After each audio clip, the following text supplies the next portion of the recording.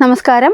ഭാരതീയ സംസ്കൃതിയിൽ പശു വെറുമൊരു മൃഗമല്ല, അതൊരു വികാരമാണ്, ആത്മീയതയാണ്, സമ്പദ്വ്യവസ്ഥയുടെ നട്ടെല്ലുകൂടിയാണ്. വേദങ്ങൾ മുതൽക്കേ ഗാവോ വിശ്വസ്യ മാതര, പശുക്കൾ ലോകത്തിൻ്റെ മാതാവാണെന്ന് നാം ഉദ്ഘോഷിച്ചു പോരുന്നു. എന്നാൽ ഇന്നിപ്പോൾ നമ്മുടെ നാട്ടിലെ ഭരണകൂടങ്ങൾ ഗോമാതാവിൻ്റെ സംരക്ഷണത്തിനായി കോടതി പുറപ്പെടുവിക്കുന്ന വിധികൾക്ക് പോലും തുരങ്കം വയ്ക്കാൻ ശ്രമിക്കുന്നത് അങ്ങേയറ്റം ഖേദകരമാണ്.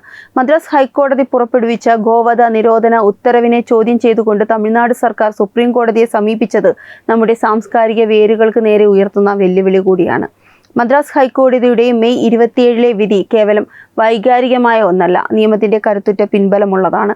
ജസ്റ്റിസ് GR സ്വാമിനാഥനും ജസ്റ്റിസ് V ലക്ഷ്മി നാരായണനും അടങ്ങിയ ബെഞ്ച് ചൂണ്ടിക്കാട്ടിയ പ്രധാന കാര്യങ്ങൾ ഇവയാണ്.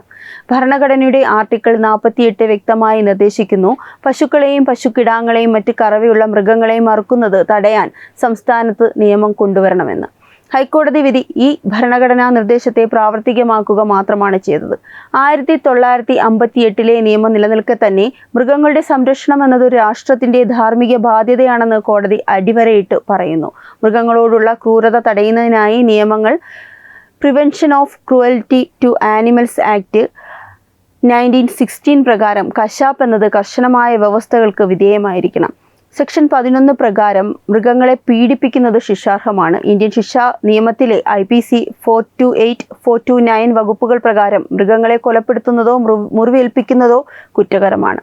കശാപ്പുശാലകൾക്ക് പുറത്തുള്ള നിയമവിരുദ്ധമായ ഇത്തരം പ്രവർത്തികൾ തടയുക എന്നത് സർക്കാരിന്റെ ഭരണപരമായ ഉത്തരവാദിത്വം കൂടിയാണ്. ഹൈക്കോടതി നിർദ്ദേശിച്ചത് ഈ നിയമങ്ങൾ കൃത്യമായി നടപ്പിലാക്കാനാണ്. ഗോ സംരക്ഷണം എന്നത് ഒരു പുതിയ ആശയമല്ല. ഭാരതത്തിന്റെ ചരിത്രത്തിലുടനീളം പശുവിനെ സംരക്ഷിക്കുന്നത് ധർമ്മത്തിന്റെ ഭാഗമായിട്ടാണ് കണ്ടിരുന്നത്. വേദകാലഘട്ടത്തിൽ പശുവിനെ അഗ്നിയ, കൊല്ലാൻ പാടില്ലാത്തവൾ എന്നാണ് വിശേഷിപ്പിച്ചിരുന്നത്. പശു ഒരു കുടുംബത്തിന്റെ സമ്പത്തും പുണ്യവുമായി കരുതിയിരുന്നു. രാഷ്ട്രപിതാവ് മഹാത്മാഗാന്ധി പറഞ്ഞത് ഇതാണ്: പശുവിനെ സംരക്ഷിക്കുക എന്നത് മനുഷ്യവർഗത്തെ സംരക്ഷിക്കുന്നതിന് തുല്യമാണ് എന്നാണ്. പശു ഭാരതീയരുടെ മാതാവാണെന്നും അദ്ദേഹം പറഞ്ഞിരുന്നു. ഇത്രയും വലിയ പാരമ്പര്യമുള്ള ഒരു വിഷയത്തിൽ ഭരണകൂടം നിയമത്തിന്റെ പേരിൽ കോടതിയെ എതിർക്കുന്നത് നമ്മുടെ സംസ്കാരത്തോടുള്ള നീതികേട് കൂടിയാണ്. ഭാരതത്തിലെ പല സംസ്ഥാനങ്ങളിലും ഗോ സംരക്ഷണത്തിൽ BJPയുടെ ആശയങ്ങളോട് ചേർന്ന് നിൽക്കുന്നുണ്ട്. അവിടെ വലിയ മുന്നേറ്റങ്ങൾ നടന്നിട്ടുമുണ്ട്. യോഗി ആദിത്യനാഥ് സർക്കാർ UP preventions of cow slaughter act വഴി ഗോവധത്തെ കടുത്ത ശിക്ഷ ലഭിക്കാവുന്ന കുറ്റകരമാക്കി മാറ്റി. ഗോശാലകൾക്ക് പ്രത്യേക ഫണ്ട് അനുവദിക്കുകയും അവയുടെ പരിപാലനം ഏറ്റെടുക്കുകയും ചെയ്തു. ഇവിടെ ഗോവധം നടത്തുന്നവർക്ക് 10 വർഷം വരെ തടവ് ലഭിക്കാം. ഗോമാതാവിനെ സംരക്ഷിക്കുന്നത് ഭരണത്തിന്റെ ഭാഗമാക്കി മാറ്റി. നമ്മുടെ പൂർവികർ പശുവിനെ മാതാവായി കണ്ടത് കേവലം വികാരം കൊണ്ട് മാത്രമല്ല, മനുഷ്യന്റെ ആരോഗ്യത്തിനും പരിസ്ഥിതിയുടെ സന്തുലിതാവസ്ഥയ്ക്കും സാമ്പത്തിക ഭദ്രതയ്ക്കും പശു നൽകുന്ന അനന്തമായ സംഭാവനകൾ തിരിച്ചറിഞ്ഞതുകൊണ്ടാണ്. പാല്, നെയ്യ്, ചാണകം, ഗോമൂത്രം തുടങ്ങി പശുവിൽ നിന്ന് ലഭിക്കുന്ന ഓരോ ഉൽപ്പന്നങ്ങളും ഔഷധ ഗുണമുള്ളതും മണ്ണിനെ സമ്പന്നമാക്കുന്നതുമാണ്. എന്നാൽ പാശ്ചാത്യവൽക്കരണത്തിന്റെ അന്ധമായ അനുകരണവും ലാഭക്കണ്ണോടെയുള്ള വ്യാവസായിക കശാപ്പുകളും നമ്മുടെ ഈ പുണ്യ പാരമ്പര്യത്തെ അട്ടിമറിക്കാൻ ശ്രമിക്കുകയാണ്. ഇതിനെതിരെ ശബ്ദമുയർത്തുക എന്നത് ഓരോ ഹൈന്ദവ വിശ്വാസിയുടെയും ധാർമ്മികമായ കടമ കൂടിയാണ്. ഭരണഘടനയുടെ ആർട്ടിക്കിൾ 48 പ്രകാരം ഗോ സംരക്ഷണം എന്നത് ഒരു രാഷ്ട്രത്തിന്റെ ചുമതലയാണെന്ന് ഭരണഘടനാ ശില്പികൾ തന്നെ വ്യക്തമാക്കിയിട്ടുള്ളതാണ്. ഒരു നാട്ടിലെ ഭരണകൂടം ജനങ്ങളുടെ വിശ്വാസത്തെയും ആ നാട്ടിലെ പാരമ്പര്യത്തെയും മാനിക്കാൻ തയ്യാറായില്ല എങ്കിൽ അവിടെ ജനാധിപത്യം തന്നെ അർത്ഥശൂന്യമായി മാറും. ഹൈക്കോടതി വിധി മദ്രാസിലെ പശുക്കൾക്ക് മാത്രമല്ല, ഭാരതത്തിലെ മുഴുവൻ ഗോ സമ്പത്തിന് നൽകിയ ഒരു സുരക്ഷാ കവചമാണ്. ഈ വിധി നടപ്പിലാക്കുന്നതിൽ നിന്ന് പിന്തിരിയാൻ സർക്കാർ കാണിക്കുന്ന ഓരോ നീക്കവും അവർ മതനിരപേക്ഷത എന്ന മറവിൽ നടത്തുന്ന സാംസ്കാരിക അധിനിവേശത്തിന്റെ ഭാഗമാണ്. പശുവിനെ സംരക്ഷിക്കുക എന്നത് കേവലം മതപരമായ അനുഷ്ഠാനമല്ല, ഭാരതത്തിന്റെ ആത്മാവിനെ സംരക്ഷിക്കലാണ്. ഈ തിരിച്ചറിവ് ഇല്ലാത്ത ഒരു ഭരണകൂടത്തിന് ജനങ്ങളുടെ താല്പര്യങ്ങളെ സംരക്ഷിക്കാൻ കഴിയില്ല എന്നത് പരമമായ സത്യവുമാണ്. ഗോ സംരക്ഷണം എന്ന സനാതനധർമ്മത്തെ പുനരുജ്ജീവിപ്പിക്കാൻ നിയമപരമായ എല്ലാ തടസ്സങ്ങളെയും മറികടന്ന് ജനകീയമായ ഒരു പ്രക്ഷോഭം തന്നെ നാം ഉയർത്തിക്കൊണ്ടുവരണം. നമ്മുടെ മാതൃഭൂമിയിൽ ഗോമാതാവ് സുരക്ഷിതയായിരിക്കണമെന്ന് ആഗ്രഹിക്കുന്ന ഓരോരുത്തരും ഈ വിഷയത്തിൽ ശക്തമായി പ്രതികരിക്കാൻ കടപ്പെട്ടവരാണ്. തമിഴ്നാട് സർക്കാർ സുപ്രീം കോടതിയിൽ ഉന്നയിക്കുന്ന വാദങ്ങൾ പരിശോധിക്കുമ്പോൾ അവിടെ കാണാൻ കഴിയുന്നത് നിയമത്തിന്റെ വ്യാഖ്യാനം മാത്രമല്ല, നിയമത്തെ ദുരുപയോഗം ചെയ്തുകൊണ്ടുള്ള വഞ്ചന കൂടിയാണ്. 1958 തമിഴ്നാട് ആനിമൽ പ്രിവെൻഷൻ ആക്ട് നിലവിലിരിക്കെ കോടതിയുടെ ഉത്തരവ് ആ നിയമത്തിന് വിരുദ്ധമാണെന്ന വാദം ഭരണകൂടത്തിന്റെ ഇരട്ടത്താപ്പാണ് വെളിവാക്കുന്നത്. ഒരു നിയമം നിലവിലുണ്ടെങ്കിൽ അതിനെ കൂടുതൽ കർക്കശമാക്കാനും ജനങ്ങളുടെ വിശ്വാസത്തെ മാനിക്കാനും സർക്കാരിന് ബാധ്യതയുണ്ട്. എന്നാൽ ഇവിടെ പഴയൊരു നിയമത്തെ കൂട്ടുപിടിച്ച് ഗോമാതാവിനെ കശാപ്പുശാലയിലേക്ക് വിട്ടുകൊടുക്കാൻ സർക്കാർ തിടുക്കം കാണിക്കുന്നു. ഇതെന്ത് തരത്തിലുള്ള ഭരണമാണ്? യഥാർത്ഥത്തിൽ ഭരണഘടനയുടെ 51A(G) വകുപ്പ് പ്രകാരം ഓരോ ഭാരതീയനും നൽകുന്ന പ്രധാന നിർദ്ദേശം ജീവജാലങ്ങളോടുള്ള കരുണയാണ്. ഈ കരുണയുടെ ഏറ്റവും വലിയ ഉദാഹരണമാണ് ഗോ സംരക്ഷണം. സർക്കാരിന്റെ ഈ നീക്കം ആർട്ടിക്കിൾ 21 സ്വാതന്ത്ര്യത്തിന്റെ പേരിൽ വ്യക്തിക്ക് എന്ത് വേണമെങ്കിലും ചെയ്യാമെന്ന തെറ്റായ വ്യാഖ്യാനത്തെയാണ് മുന്നോട്ട് വെക്കുന്നത്.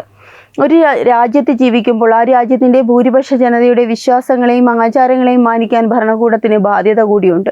കോടതിയുടെ വിധിയിൽ എവിടെയാണ് ഭക്ഷണ സ്വാതന്ത്ര്യത്തിൻ്റെ ലംഘനം നടക്കുന്നത്? അത് മൃഗങ്ങളോടുള്ള ക്രൂരത തടയാനുള്ള ഒരു മാർഗനിർദ്ദേശമാണ്. കശാപ്പുശാലകൾക്കപ്പുറം പശുക്കളെ അറുക്കുന്നത് നിയമവിരുദ്ധമാണെന്ന് കോടതി പറഞ്ഞാൽ അതെങ്ങനെയാണ് ഒരു ജനതയുടെ അവകാശത്തെ ബാധിക്കുന്നത്?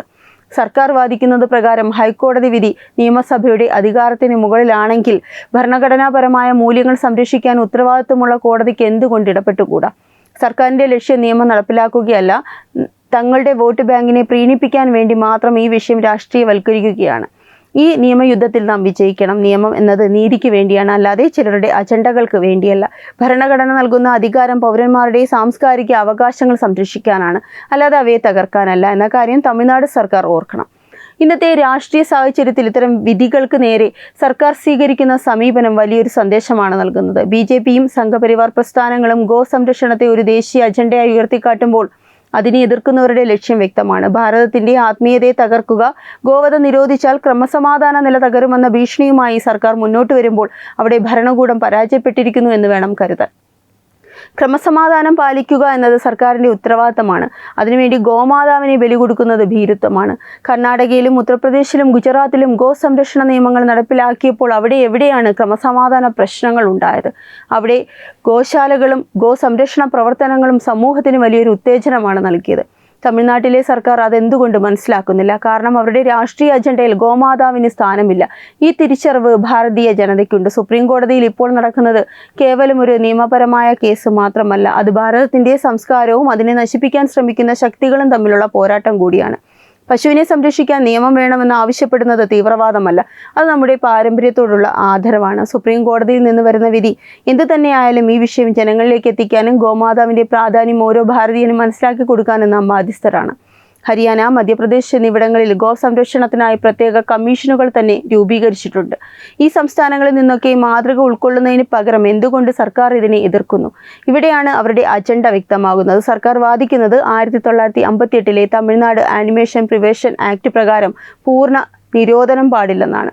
കോടതിക്ക് നിലവിലുള്ള നിയമങ്ങളെ വ്യാഖ്യാനിക്കാൻ അവകാശമുണ്ട്.